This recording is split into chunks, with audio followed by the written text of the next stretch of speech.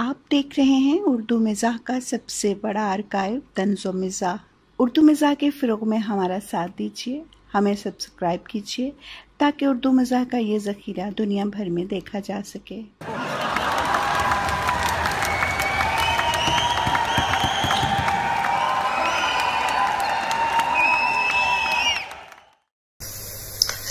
लाहौर से दुबई पहुंचे तो जहाज से निकलते ही एक लंबे चौड़े शख्स ने हमें रोक लिया।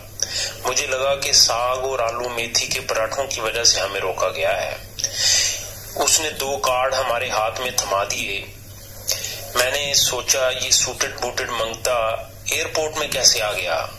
इससे कहा कि भाई हमारे पास टाइम नहीं, हमने 1 घंटे में दूसरे जहाज तक पहुंचना है। कहने लगा कि जिस जहाज तक आपने पहुंचना था वो अब जाने कहां पहुंच गया है। लाहौर से आपकी फ्लाइट देर से पहुंची है, आपको 26 घंटे दुबई में रुकना पड़ेगा। ये कार्ड होटल के वोचर हैं, नीचे से मुफ्त में वीजा लगवाएं, बाहर होटल की बस आपको फ्री में होटल पहुंचा देगी। मैं अंदर से फुल बटा फुल खुश, पर उसे जाहिर कर रहा था कि वो फ्लाइट मिस नहीं होनी चाहिए थी। आखिर पर उसने कहा कि होटल में रहाइश भी आपको फ्री है।